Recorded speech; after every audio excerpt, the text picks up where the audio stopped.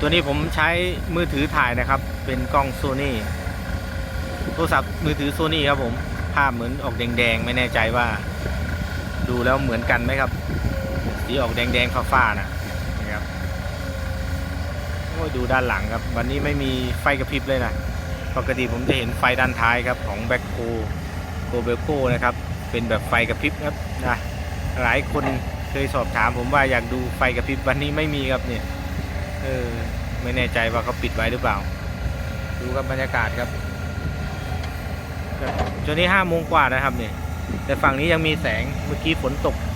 มันมืดครับลมแรงด้วยฝุ่นด้วยมาฝั่งนี้ไม่มีครับมาโอ้เจอครับ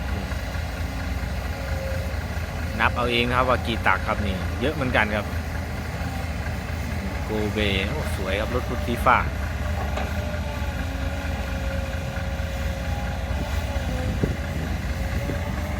คันนู่นจอดครับวัวก็เล็มหญ้าไปนู่นฐานที่เลี้ยงวัวน้ำมันแห้งครับโอ้ฝั่งนู้นครับร็อกกี้ไปแล้วได้ยินเสียงแต่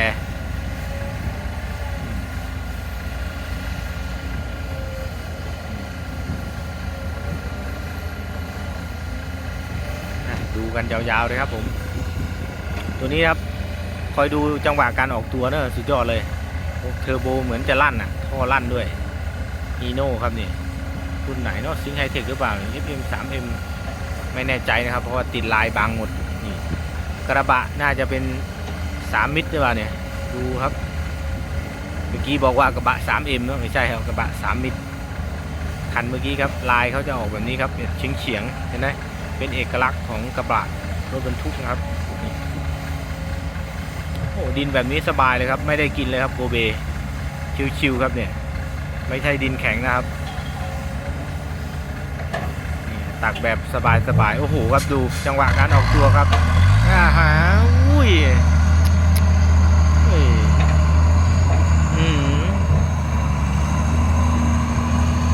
ไปแล้วคันนี้มั้งเมื่อกี้เปิดบอครับดูครับแตรด้านบน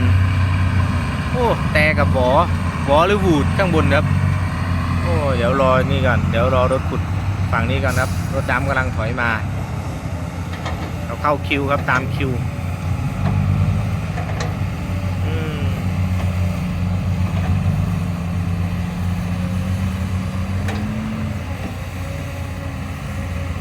โอ้คันนี้ครับเมื่อกี้ดูท่อครับแหมผมอยากให้ดูท่อจริงๆครับคันนี้ครับท่อแฝดดูครับออกข้างเลยครับนี่โอ้ยคันนี้น่าจะเป็นแบบรถพ่วงครับดูครับด้านหลังยังมีปากอะไรเขาเรียกว่าอะไรปากนกแก้วหรือเปล่านะแสดงว่าถอดแล้วก็มาวิ่งดินครับผมนี่โอ้โหดูจากรถแล้วครับสุดจัดครับนี่สวยครับสวยโอ้ย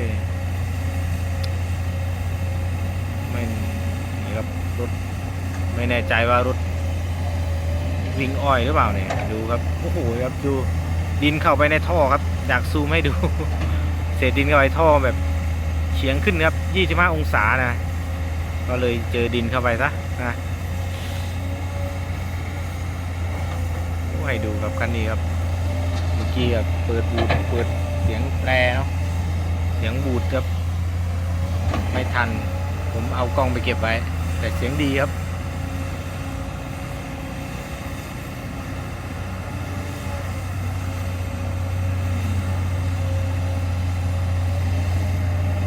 จัดแบบยาวๆเลยครับผมเอาใจคนที่ชื่นชอบรถขุดรถแบ็คโฮครับโกเวโก้ครับ EK 200มุมนี้ครับดูสวยครับ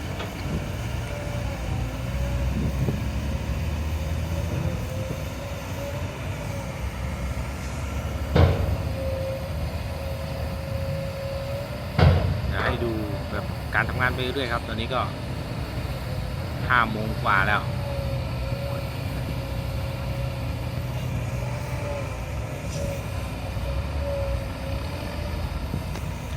อันนี้นะครับผมดูกล้องผมถ่ายนะครับ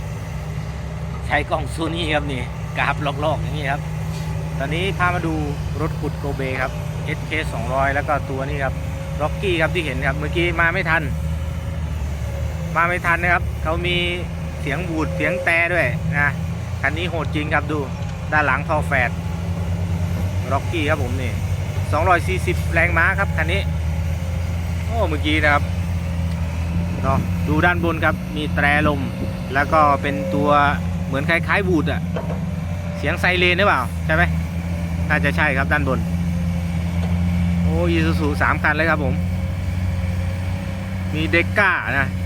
เด็กก้า FXZ กับแล้วก็มีล็อกกี้2ตัวครับนี่คันนี้เดี๋ยวเรามาดูตอนที่ออกตัวครับนี่ไม่ได้นับตักเลยครับน่าจะเกิน12ตักอ่ะเยอะครับอัดแบบพูนครับทุกคันเลยครับคือรอคิวเลย รถอีกคันจอดครับอยู่ฝั่งนู้นครับโกเบเหมือนกันนี่เท่าแก่นี้เล่นโกเบทั้ง3คันเลยครับตัวนี้ SK 200ครับอีก2ตัวอยู่ฝั่งนู้นเป็น SK 200 Super X ครับตัวนี้ก็จะใช้เครื่องยนต์ดีเซลครับ4สูบครับนะเครื่องยนต์ของฮีโน่ครับแรงม้าจำไม่ได้เลยนะ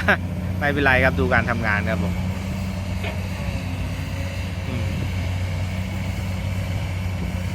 นี่ครับมาผมไหลยาวเลยรอคันนี้ออกตัวครับนี่คอยดูนะออกตัวนี่ ครับเดี๋ยวดูการออกตัวครับคันนี้นี่ยังรอทานน้ำใจ ทานน้ำใจครับใครจะช่วยสมทบทุนซ่อมโดรนครับวันนี้มีโอ้ยดูการออกตัวดูนี่ดูคันนี้สุดจริงโอ้เนยครับดู อัดแบบเต็มอ่ะโอ้ครับช้างอายครับช้างอาย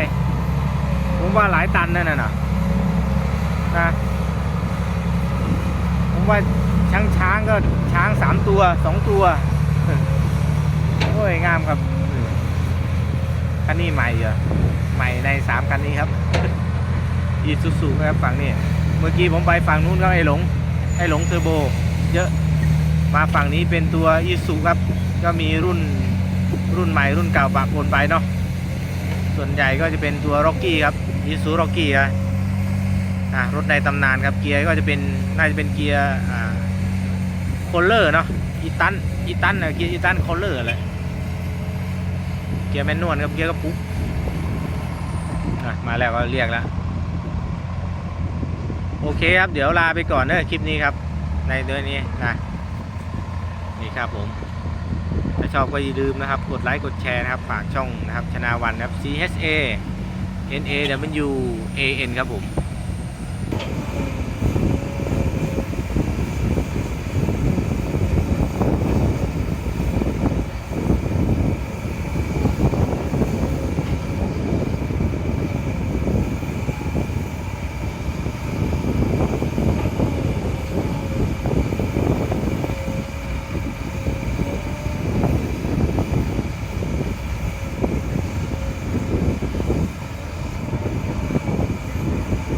ยังเหลืออยู่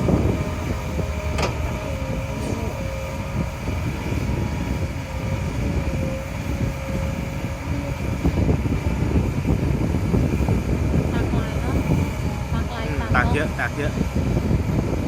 อัดแบบเต็มที่เอาดินออก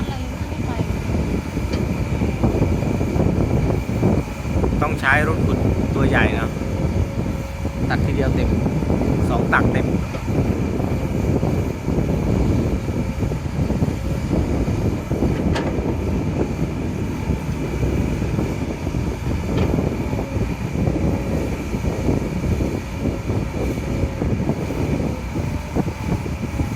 นานเหมือนกันนะนี่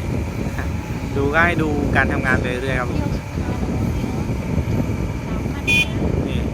ดูกันนี่ครับออกตัวเด็กก้าครับยกล้อเลยอัดเต็มที่เลยครับตัวนี้นะครับไม่แน่ใจว่าเกียร์แบบ ZF หรือเปล่าอัดพูนๆเลย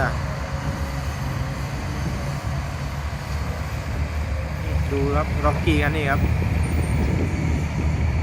ล็อกกี้โอ้มีแต่งด้วยนะโอ้คันนี้แบบเทอร์โบแบบดังฟิวดีเนาะนี่คันเนี้ย อันนี้หัวกระดูกไม่ใช่ อันนี้ล็อกกี้อีซูล็อกกี้ อ๋อล็อกกี้ไม่ใช่พิโซ อันนี้ฮีโน่นี่สิงห์ไฮเทค FM 3M เนี่ยได้ฮีโน่สิงห์ไฮเทคฮีโน่ครับเสียงระนาดอันนั้นล็อกกี้มันจะเป็นหน้าเป็นนั่นแหละเพราะว่าเป็นตัวเก่ารุ่นเก่าไงแต่ยังใช้อยู่ นี่หน้าตาดีเนาะ นะแต่งสวยอยู่แต่งคลาสสิกอยู่ นี่กำลังมา ไดเลส นี่ครับเข้าคิวกันแบบนี้เลยโอ้ตัวนี้ครับเหมือนจะลั่นเลยท่อเนาะเสียงโบแบบฟิวเลยนะ มีแกนแต่งสวยดี โอ้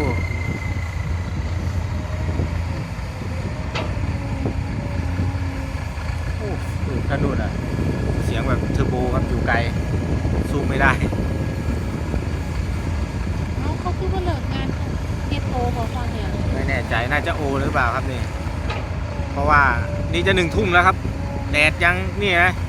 ไม่ใช่แดดเขาเรียกว่าอะไรฟ้ายังสว่างอยู่ยังใช้ได้ครับนี่โอ้ครับดูผมจัดยาวๆแล้วอู้คันนู้นโหดเนาะนั่นแหละหัวปลาดุกฝั่งนู้นน่ะหัวปลาดุกฟูโซ่ตัวใหม่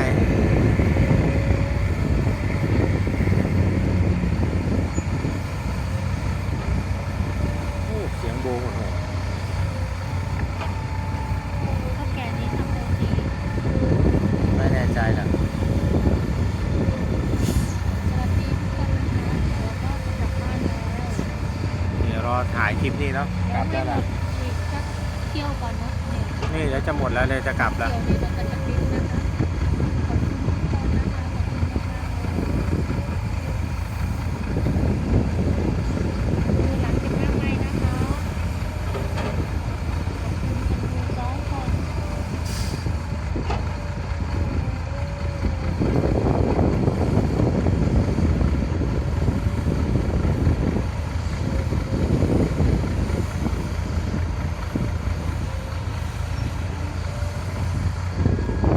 โอ้คนขับข้างในครับผม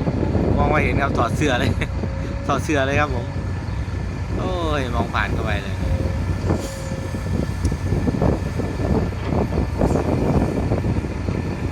จัดยาวๆเลยครับคลิปนี้ครับดูแบบสบาย ในเพจนี้มันอย่างนี้ไม่ได้นะปุ๊บเลยอ่ะเสียของเลยนะเข้าใจปะมันเป็นอะไรไม่รู้เนาะ ๆต้องไม่ตั้งแบบไหนล่ะ โอ้รู้แล้ว หมุนล็อกไว้ใช่ไหมล็อกไว้โทรศัพท์นะล็อกไว้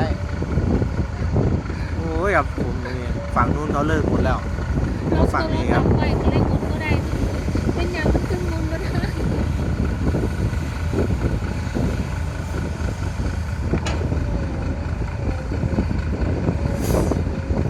นี่ครับ วันนี้ฝนตกหนักคนนะคะเดี๋ยวหมดรถคันนี้เสร็จก็จะปิดสตรีมนะคะ นู่นคันนู้นกลับแล้วหรือยังไม่กลับฝั่งนู้น พูดกันเยอะเลยค่ะมีพี่หลงใช่ไหม4,000กับมีโคเมพี่หลง4มีโคเม1ฝั่งนี้ก็เหลืออีก3,000นะคะกับมีโคเมพี่หลงไม่ใช่สิอะไรนะอีโน่ ฮีโน่นี่ฮีโน่ซิงไฮเทคแล้วก็ล็อกกี้2 คัน ฝั่งนี้เป็นอีโน่ นั่นฝั่งนู้นก็ล็อกกี้นะออกมาตั้งแต่เที่ยงตลอดเลยโอ้นี่ครับออกมาตั้งแต่เที่ยงนะนี่ยังไม่ได้กินข้าวเที่ยงนี่วันนี้เรากินอะไรไหมล่ะเดี๋ยวให้ตากับยายอยู่นู่นน่ะโอ้ยเต็มแล้วครับผมคันนี้คันนี้ออกแล้วโอ้ยแม่คันนี้เป๋เหมือนจังเหมือนปูเลยปูไต่โอ้เสียงคันนี้ครับแม่โหดจริงครับเลยแม่ดังแบบเทอร์โบแบบวิวเลยครับฮีโน่ครับ FM 3M นะครับนี่สิงห์ไฮเทคโอ้แม่คนกลับครับคิวต่อคิวครับ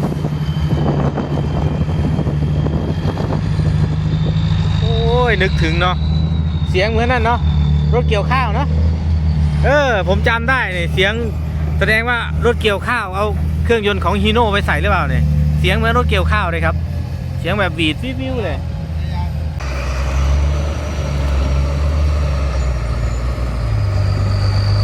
เหมือนเสียงรถเกี่ยวข้าวเลย